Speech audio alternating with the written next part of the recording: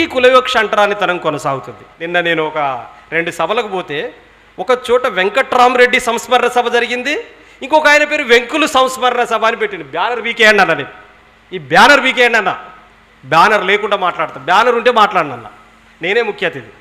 ఆడో వెంకట్రామరెడ్డి, ఈయనో ఎంకులు ఎందుకున్నాడు, వెంకటయ్య అని పెట్టి పట్టుకరా, అప్పుడైతే మాట్లాడతా, లేదని కూడా బ్యానర్ తీసేయి, అట్లనైనా మాట్లాడతా, కానీ ఎంకులు అంటే మాట్లాడండి నేను అని చెప్పిన. వెంకటయ్య అంటే చివరిలో అయ్యా వస్తుంది, వెంకన్న అంటే చివరిలో అన్న వస్తుంది, కాబట్టి ఎంకులు అని పిలిస్తే ఏమి రాదు, వెంకటి అంటే ఏం కాదు.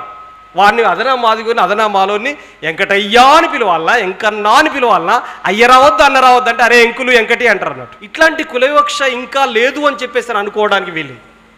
ఇప్పుడు నేను నరేష్, ఆయన పేరు నరేష్ రెడ్డి అనుకోండి, నా పేరు స్కైలాబ్ బాబు, నా పేరు వెంకటయ్య వేసుకోరాదు, మీరు స్కైలాబ్ బాబు అంటే ప్యాషన్కి ఉంది కాబట్టి నా పేరు వెంకటయ్య, ఆయన పేరు నరేష్ రెడ్డి. మేమిద్దరం కలిసి ఆటోలో పోతుంటే ఆయన తొడ నా తొడ ఆనిచ్చుకొని కూర్చున్నాం మేమిద్దరం. ఆయన ఏమంటాడో తెలుసా, సార్ మీరు ఎక్కడికి పోవాలా సార్ అన్నాడు.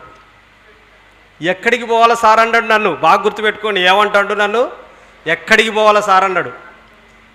నేనేం చెప్పాను, మహబూబాబాద్ పోవాలా సార్ అన్నా నేను. ఆయనను కూడా సార్ అన్నా నేను మహబూబాబాద్ పోవాలని. అయ్యో మాది కూడా మహబూబాదే కదా సార్ అన్నాడు ఆయన ఎంబటే. అవునా సార్ మీది కూడా మహబూబాద్ అంటే, ఎవరింటికి పోతున్నావు మా ఊర్లో అన్నాడు. ఎవరింటికి పోతున్నావు అంటే, నేను పలానా మందులుప్పలే ఇంటికి పోతాను అన్నా. అక్కడ మందులుప్పలే మాది కూడా అయితే వీడు కూడా మాది కూడా కొంచెం జరుగుతాడు,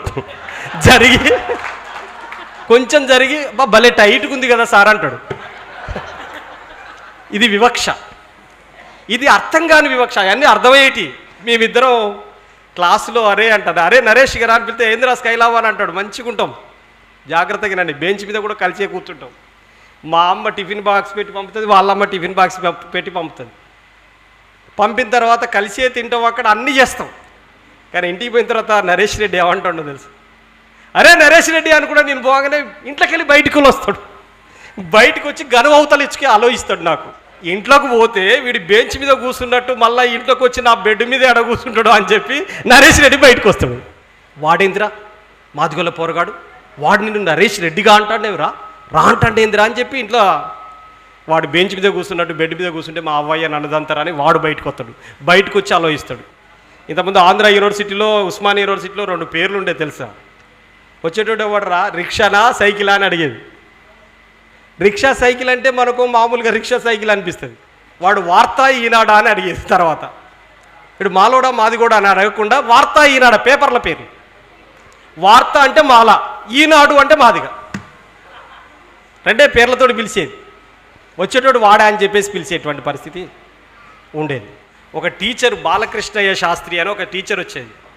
ఆ టీచర్ ఆఫీస్ దగ్గరికి వచ్చి ఏమన్నాడు తెలుసా నన్ను, ఏ స్కైలాబ్ ఏం రా నాకు గురువు అవుతాడు, అరే స్కైలాబ్ ఏం రా కులవివక్ష అంటరానితనం అని పెద్ద పోరాటం చేస్తేవరా, ఆ మాదిగముండ కొడుకురికి 56 మార్కులు వస్తే వానికి సీట్ వచ్చే, నా బిడ్డకి 86 మార్కులు వస్తే సీట్ రాకపోయా, ఇంకెంతకాలం రా రిజర్వేషన్లు అని ఒకటే లొల్లి నా మీద ఎగురుతూనే ఉన్నాడు. అప్పుడు నేను అన్న, సార్ మీరు చాలా ఆవేశంలో ఉన్నారు, ఎట్టి పరిస్థితులలో మన ఇద్దరం కలిసి ఛాయ తాగాలి సార్ అన్న. నేను ఇంకెక్కడ తాగుడురా, నా బిడ్డకు సీట్ రాలేదని ఆవేశంలో ఊగిపోతా ఉన్నాడు. అది కాదురా అని చెప్పి మళ్ళా రెచ్చిపోతున్నాడు. నేను ఎట్లా కూల్ చేయాలో నాకు అర్థం కావట్లేదు.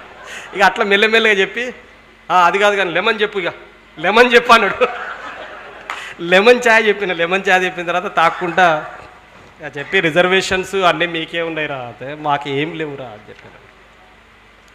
అయితే సార్ మీరు ఎంతసేపు అన్నారు కానీ నేను అప్పుడేమో వినపడలేదు సార్, ఇంతకుముందు ఏమన్నారు సార్ అని మళ్ళీ అన్న. నేను ఇక వాడేరా మాదిగలిగాడు, మాదిగలిగాని కొడుకు, వాళ్ళ ఊర్లో మాదిగలే కొడుకు అట 56 మార్కులు వస్తే మెడిసిన్లో సీట్ వచ్చిందట. వీళ్ళ బిడ్డకి 86 వచ్చినా రాలేదట. అదే ఎగురుతున్నాడు అప్పటి నుంచి. ఎంతకాలం రా రిజర్వేషన్లు, ఇక ఇంకెంతకాలం అనుభవిస్తారా బీసీలు ఎస్సీలు ఎస్టీలు అని దేశంలో ఎన్నెళ్ళు దొబ్బి తింటారా, ఇంకేదో భూత పదం కూడా అన్నాడు, ఎంతకాలం దొబ్బి తింటారా అన్నాడు.